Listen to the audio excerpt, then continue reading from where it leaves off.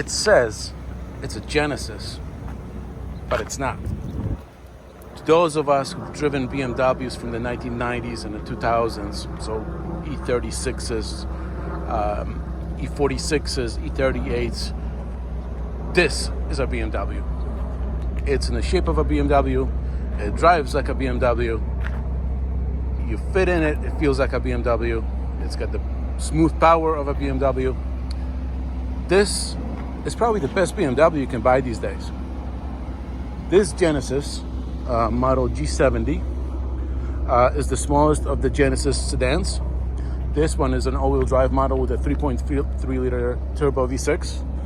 It's got about 370 horsepower, and it's got a good amount of torque. And a lot of it comes out, the peak comes at 1,300 RPMs. So it pulls really well.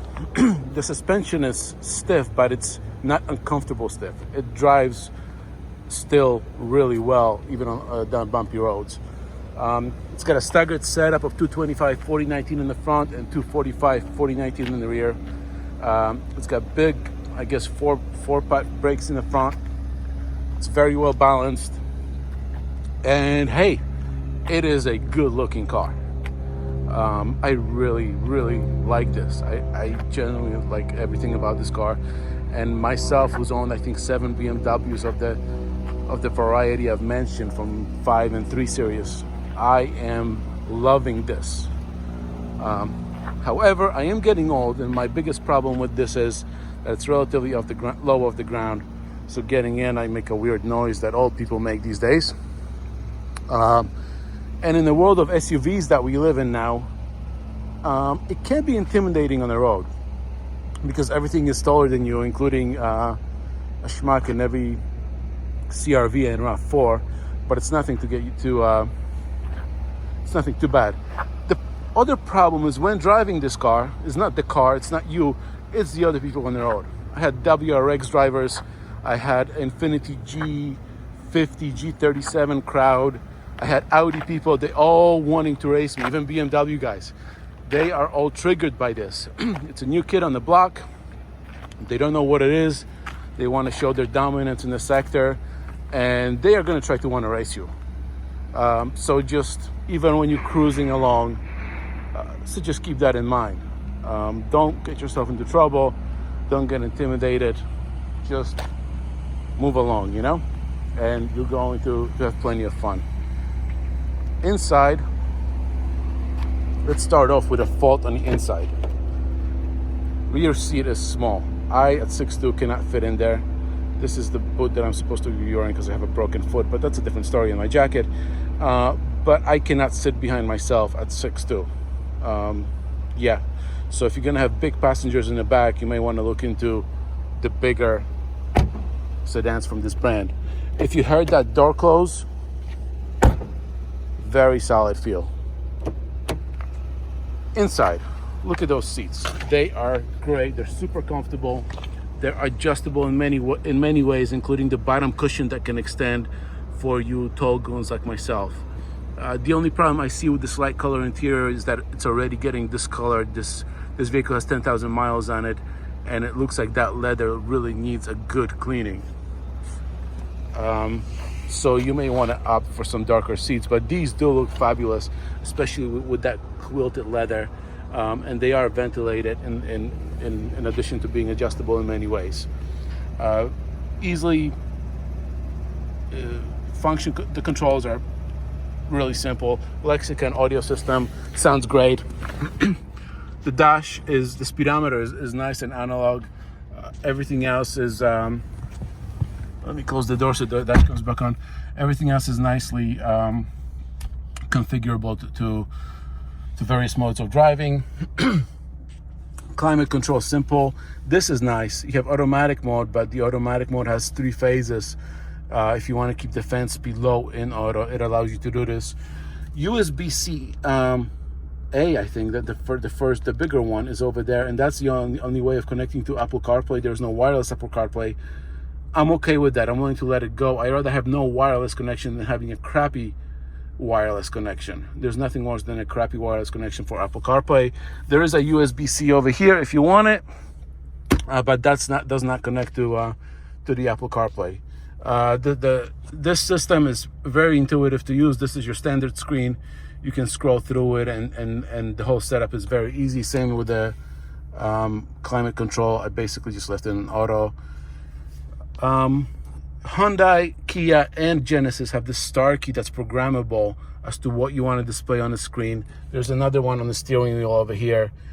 It allows you to basically pressing it and goes to your favorite setting. So I think if we press it right now, it gives you a choice of what you wanted to do with it, what you wanted to display after you press it.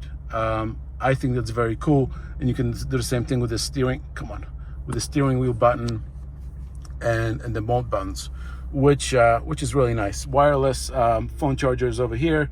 It's kind of useless if you don't have a wireless CarPlay, but it is there if and when you need it. But more importantly, in this interior, everything feels of really high quality, and it's got some nice things. Like, look at this, the stalk. It illuminates the little logo depending on which mode you put it in. This is super sweet. That attention to detail is really nice. Buttons, they're all illuminated at night. There's some mood lighting too. Everything is really, really sweet.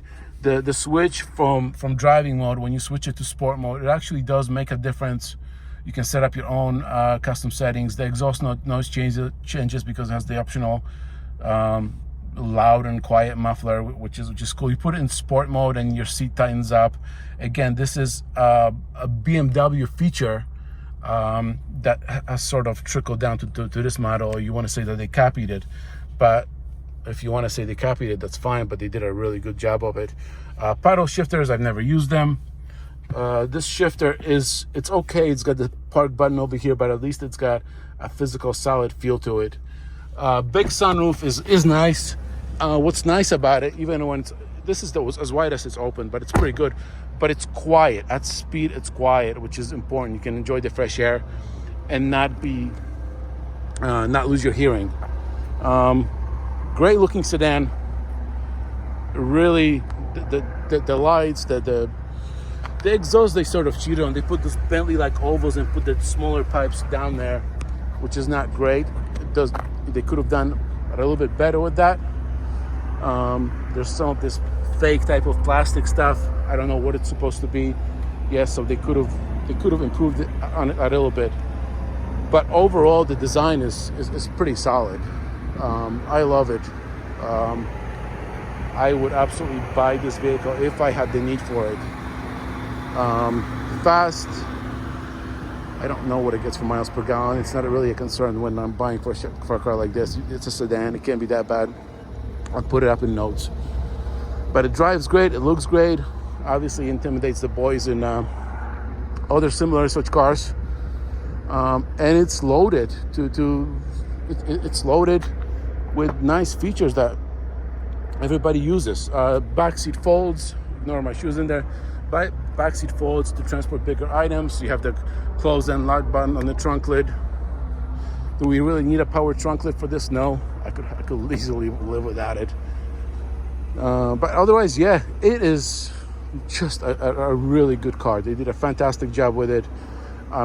Every product that comes out of both Hyundai, Kia, and Genesis, not only with every generation, but with each model year, it just seems to be getting better and better each time.